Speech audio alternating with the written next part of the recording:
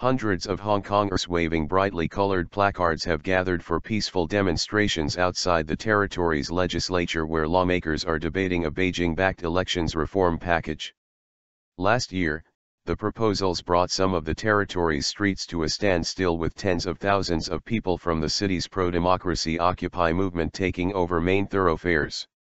Inside the Legislative Council complex, Legco, lawmakers are engaging in tense debate.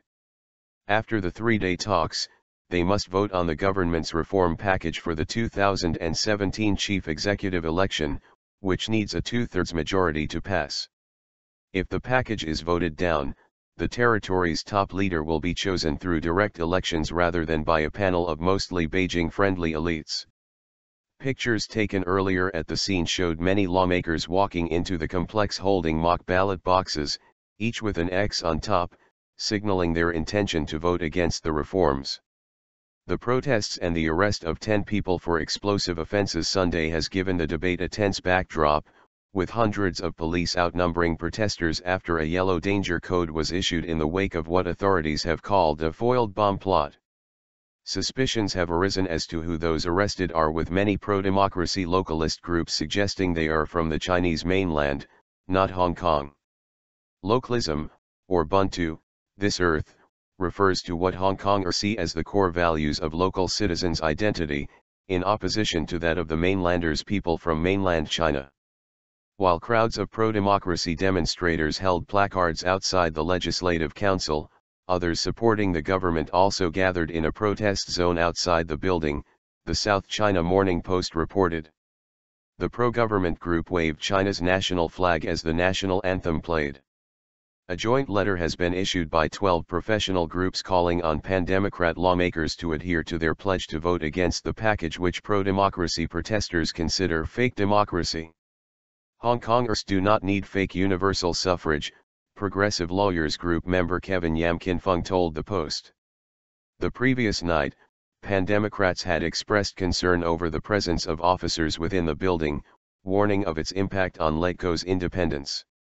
The Chamber's President and House Committee had earlier approved of police recommendations for the stationing of officers. According to the police's risk assessment, it is very likely some radicals will try to storm the Legco complex, its president, Jasper Tsunyuk Singh, said. The Secretariat also knows that a lot of people, with opposing political stances, will gather around the Legco complex, and clashes are possible, he added. The debate could be affected too. Earlier this week, police said the 10 radical activists were arrested on explosives offenses.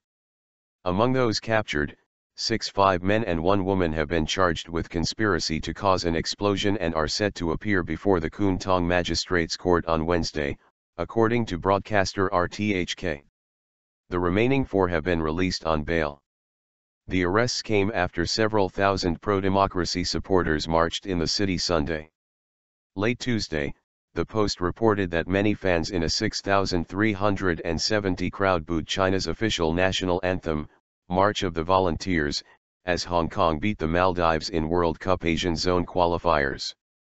The derision, however, was not reported to be as loud as during an encounter against Bhutan last week.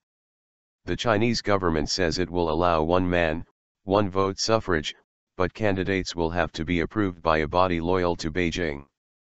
Protesters have been calling for a fully democratic vote with open nominations. The rally is expected to run through to Friday, by when lawmakers are expected to vote.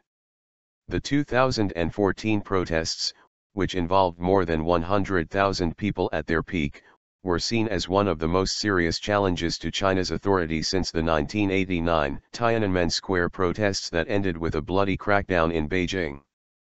Hong Kong, a former British colony, returned to Chinese rule in 1997 under a one-country, two-systems formula that promised a high degree of autonomy from Beijing, including universal suffrage.